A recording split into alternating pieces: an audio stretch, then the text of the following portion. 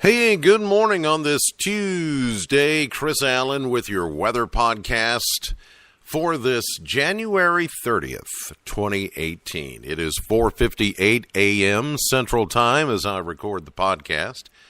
Check that. Make it 4:59 now. 1 minute before 5 a.m.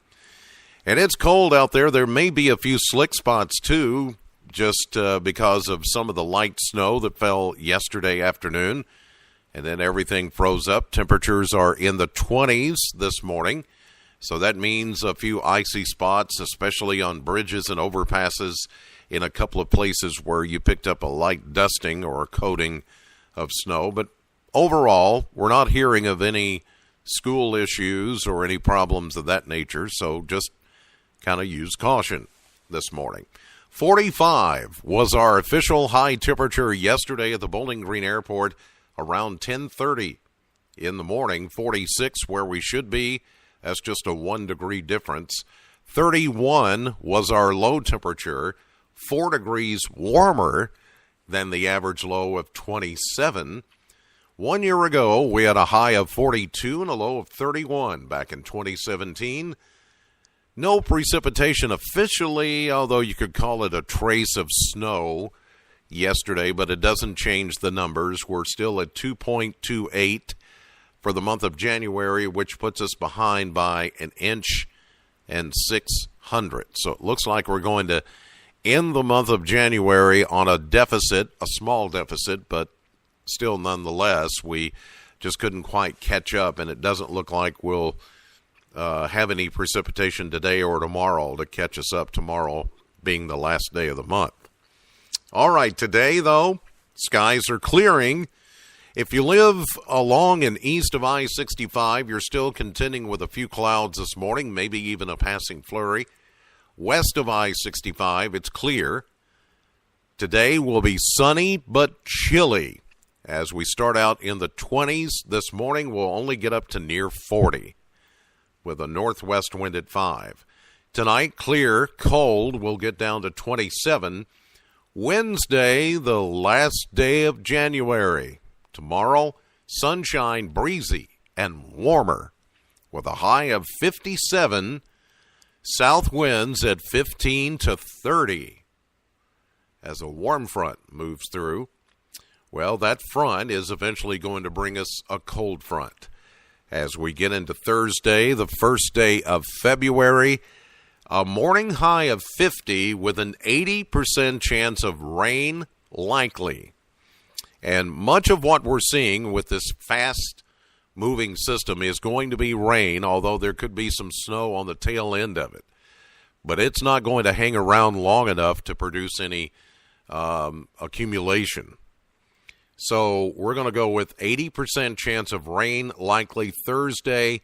Morning high of 50 or around 50, and then temperatures falling throughout the afternoon down to 19 by Thursday night. That means if there is any leftover moisture, it would change over to some light snow. But again, we're not really calling for any significant accumulation here. That would be a little bit further east into the Cumberland Plateau, eastern Kentucky, Tennessee, into the Virginias, I think, with that system, because it is a fast-moving system. It's not going to be here long enough to produce any real issues, although we could have a few slick spots maybe late Thursday night into Friday morning. Now, Friday, which is Groundhog Day, a clear 33. It's going to be a cold one on Friday, but then we ramp up for the next system, and the next system is the one to watch. As we get into Saturday, we're going to start mainly sunny, but then increasing clouds, a little bit breezy. We'll see a high of 46, and by Saturday afternoon and evening, it will begin as rain, then change over maybe to a period of light snow Saturday night. Now, the question is, do we keep it all snow or does it change back to rain on Sunday? Well, right now, we've got the low temperature at 32 on Saturday night, going up to 38 on Sunday with a continued 50% chance of precipitation. It could be in the form of rain or rain mixed with snow or sleet. But right now, that's what we're going with. The cold front comes through, brings us down to 20. Sunday night into Monday morning, some leftover snow showers or flurries, but a high on Monday only at 35. So right now, confidence is low that that's going to be a big deal. But nonetheless, prepare for it. It's certainly not the big deal that some have made it out on social media. I think I talked about this yesterday, got on my soapbox. There are guys that's been in the weather business longer than me, longer than I have, which is 30 years. And they're putting out these models, these computer models showing 10 to 15 inches in blizzard-like conditions for Kentucky. And I'm like, you should know better than that. He tried to say, don't pay attention to this. Well, what do you think people are going to do? That's all social media is pay attention to me and what I post. Golly, that's lunacy. Please don't fall for it, because then we get all the questions. Shane and Chris and I have to answer, is this true? Is this true? Why aren't you talking about it? Well, we're not talking about it, or we're not agreeing with it. We are talking about it, but we're not agreeing with it because it's not true. We'll let you know when it is true. You are my podcast family.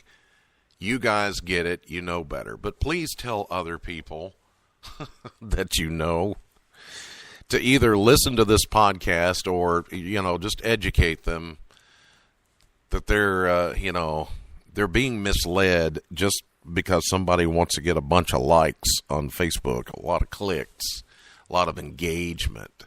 That's the big deal today. I don't even look at the numbers. I don't care. You either follow me or you don't, and that's up to you. I consider it an honor that you listen to the podcast and you follow my stuff on. I have to do the social media stuff because it's required with my job, but there's parts about it I don't like, and that's one of them, where guys and gals in the business will get on there and grandstand and act like, hey, I made the first call on this big snow. Well, whoop-de-doo.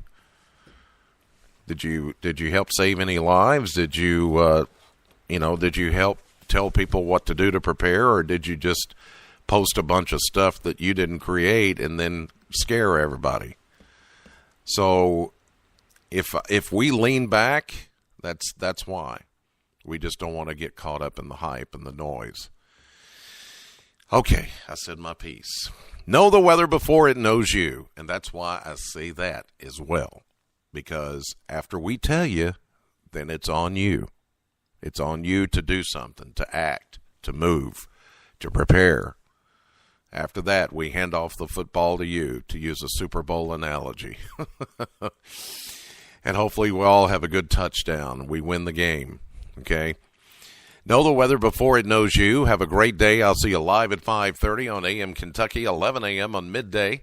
Streaming live to the WBKO app and WBKO.com and to your Alexa device. We do news and weather updates there as well. Later today, if you get a chance, join me for my radio show at Classic Hits, Sam 100.7. Between 3 and 7 p.m., and you can listen live anytime, anywhere in the world on your device at bowlinggreensam.com.